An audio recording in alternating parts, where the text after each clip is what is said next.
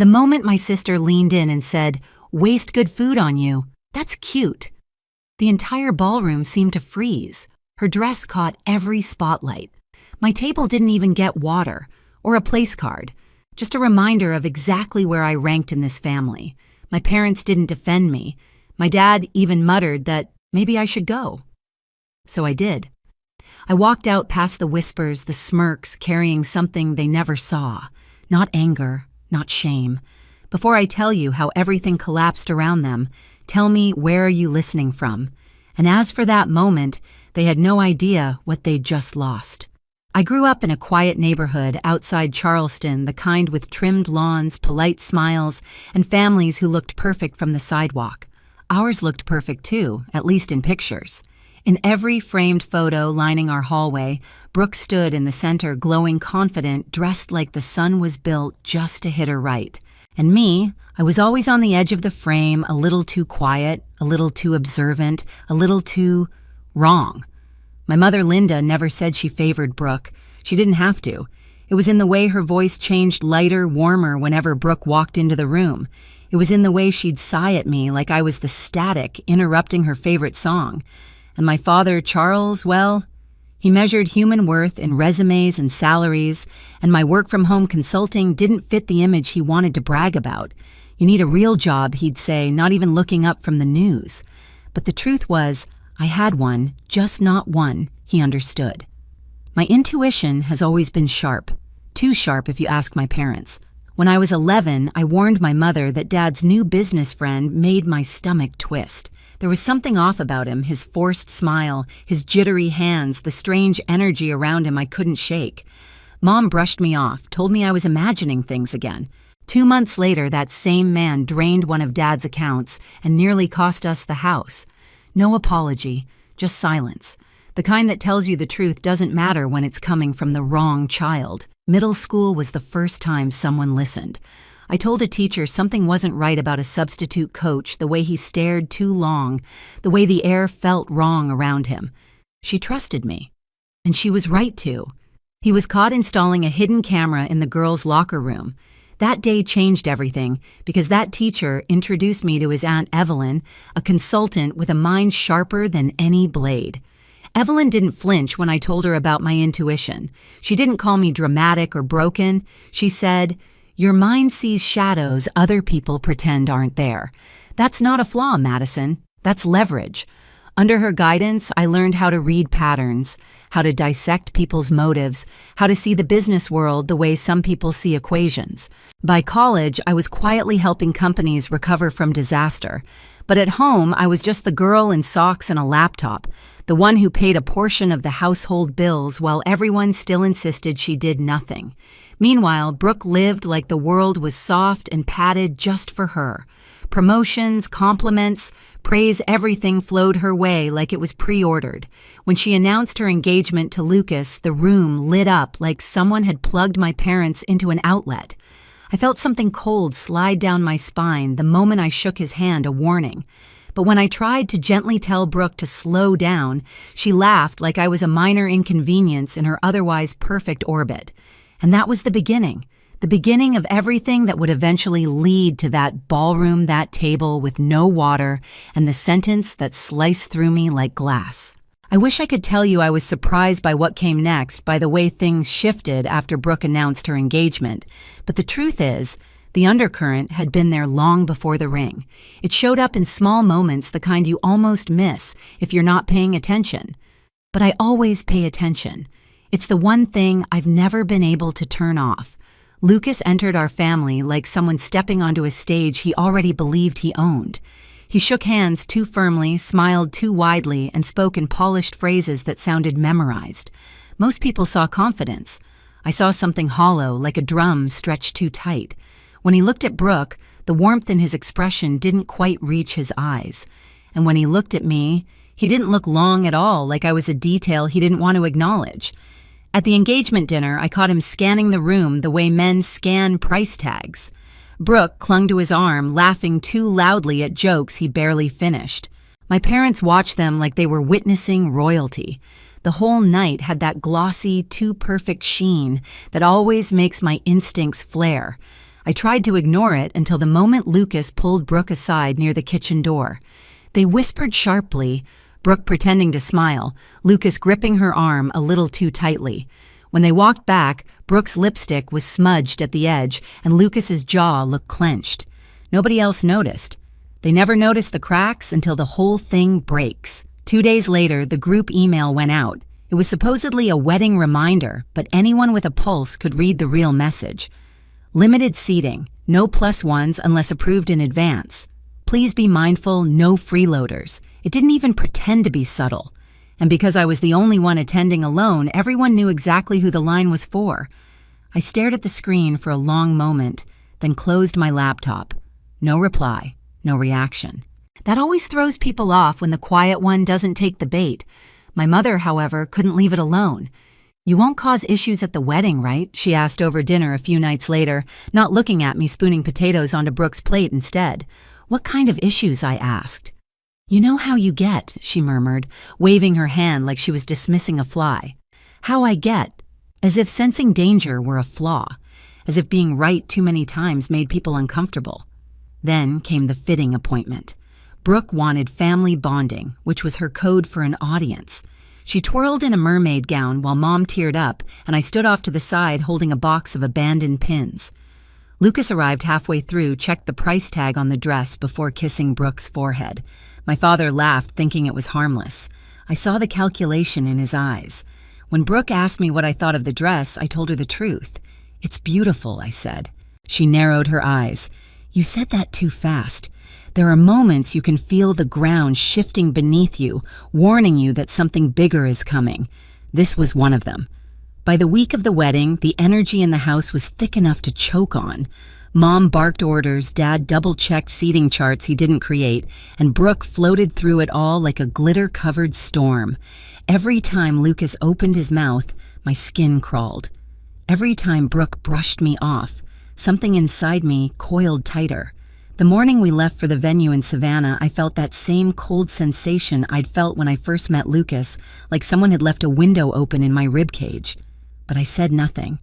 I watched the highway roll past, watched Brooke scroll through messages, watched my parents pretend everything was perfect. They didn't know it yet, but the story they'd built, the golden daughter, the silent sister, the perfect match, was already starting to crack. And none of them were ready for what those cracks would expose. The wedding venue sat on a stretch of coastal hotel property outside Savannah, the kind of place that exists mainly for photo albums, white stone glass railings, rose arrangements that smelled expensive. People kept saying the weather was perfect, but to me the air felt too still, like the moment before a storm hits. I arrived earlier than the rest of my family, partly because I wanted to avoid the chaos, partly because I needed a moment alone. The lobby was buzzing with guests in pastel dresses and tailored suits, everyone talking about Brooke like she was the main character in their weekend. They barely glanced at me, and honestly, I preferred it that way. When my parents walked in, they gave me a quick nod before rushing to help Brooke with last-minute touches. I stayed back, leaning against a cool marble pillar, as Brooke swept through the lobby with Lucas behind her. She looked stunning, not just in the physical sense, but in the way someone looks when the entire world has convinced them they're untouchable. Lucas glanced at me once, and for a split second, our eyes locked. The expression on his face wasn't annoyance. It wasn't smugness either. It was awareness, like he recognized me as a threat he didn't understand. He immediately looked away. I should have said something. I should have warned Brooke again. But what do you tell someone who's already decided she doesn't need you? At the rehearsal walkthrough, the first real cracks showed. Brooke snapped at a coordinator because the aisle candles weren't symmetrical enough. Lucas blamed a groomsman for messing up timing when he was the one who entered late. My parents stood by them, both smiling thinly, too, invested in the image to see the reality wobbling under their feet. While everyone rehearsed, I wandered toward the reception hall. Most of the tables were already set gold plates, crystal glasses, towering centerpieces. It was beautiful in a way that almost made me forget the tension humming beneath everything. Then I found my assigned table. It was near the back, against a wall, practically hiding behind a pillar. No centerpiece, no water, no place card, just an empty setup that felt less like a mistake and more like intention. I stood there for a long moment, absorbing it. The hum of conversation from the main tables, the faint salt in the air from the ocean outside. The realization settling in my chest this wasn't an oversight. This was preparation for humiliation. Later, when I asked a passing server about it, she hesitated before saying, "I was told this one is self-managed." She rushed off before I could respond, leaving her words hanging like dust in the air. Self-managed. In a ballroom filled with catered luxury. Only my table. That evening, back in my hotel room, I sat on the edge of the bed staring at the navy dress I had laid out for the ceremony. I'd chosen it because it made me feel calm, grounded like myself. But in that moment, I realized it was also armor. Not flashy, not for show, just steady enough to remind me I wasn't as breakable as my family thought. I could feel the unraveling, the subtle slips, the tension tightening like a pulled thread. And I knew, without fully knowing why, that tomorrow wasn't going to be the fairy tale Brooke imagined. She was pushing someone too far, and when you keep pulling a thread, eventually, the entire dress comes apart. The morning of the wedding tasted like salt and nerves. Even the air felt heavier, as if the coastline itself sensed what was coming. I slipped into my navy dress, smoothing the fabric over my ribs.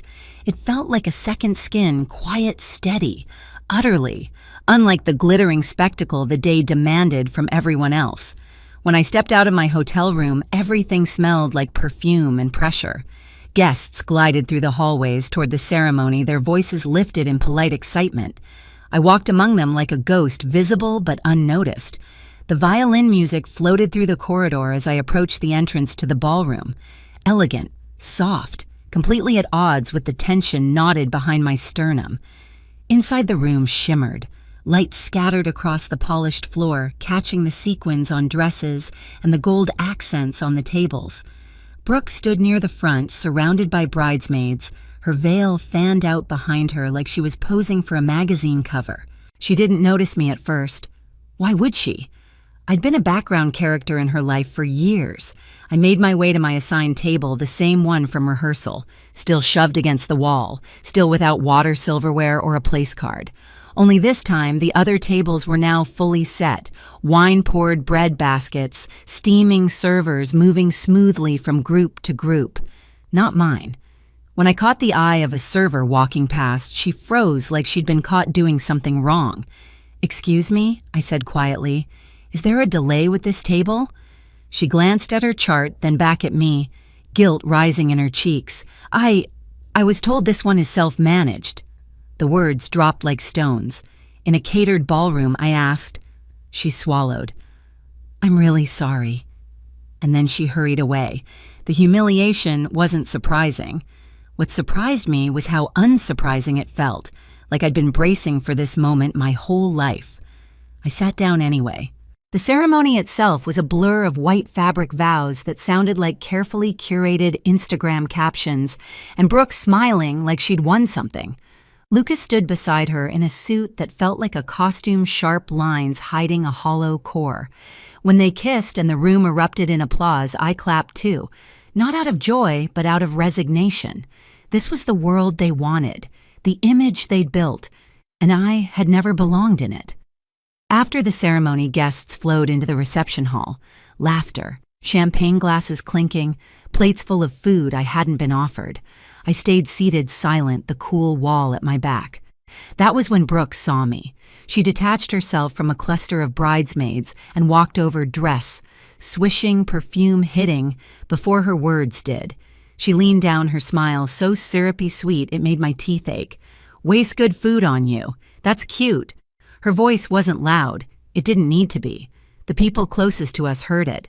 The ones further away felt the shift, heads turning, whispers catching like sparks. I blinked at her, stunned, even though I'd prepared myself for something. Just not this level of precision, this level of cruelty. She tilted her head. "You can just leave the gift and go home."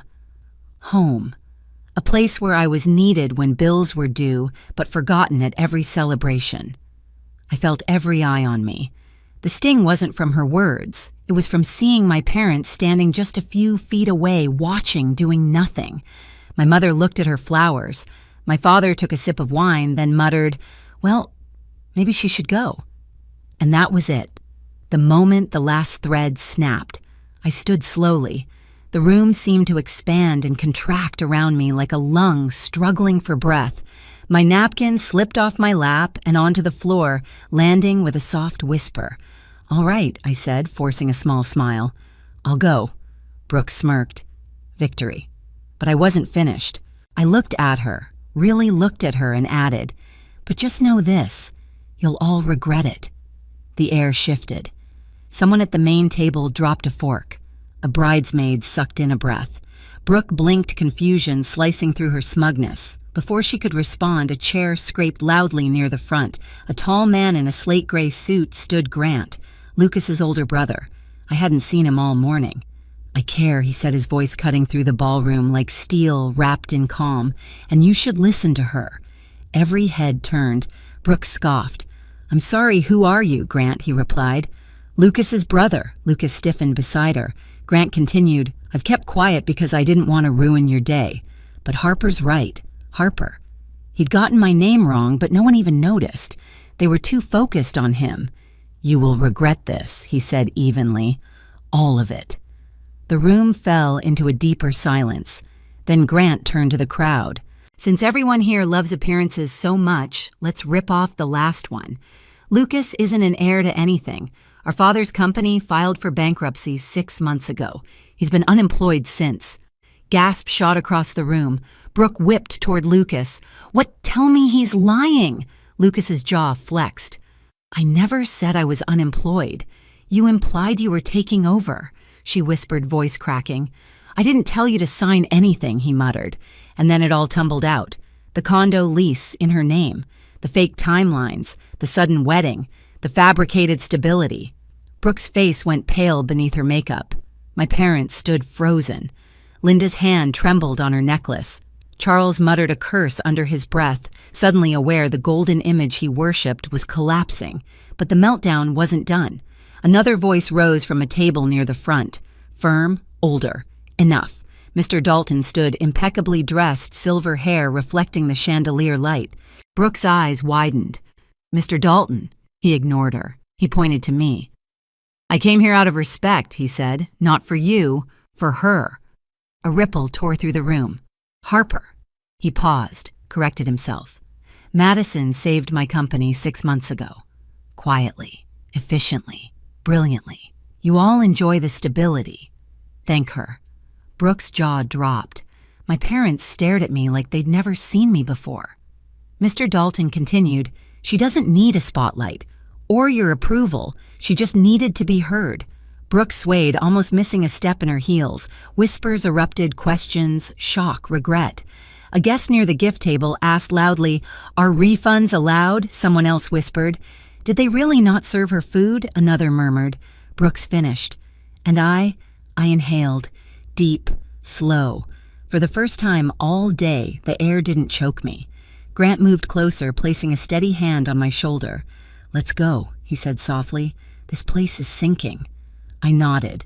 We walked out together past the fallen glitter of Brooke's perfect dream, past my parents' stunned silence, past the wreckage unraveling behind us.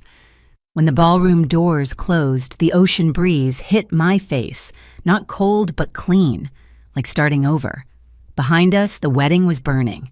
Ahead of me, something else was opening, something that finally felt like mine. The fallout hit faster than any of us expected. By Monday morning, clips from the wedding were circulating online, shaky phone videos of Brooke's meltdown, Grant's calm revelation, Mr. Dalton calling my name in front of 200 stunned guests.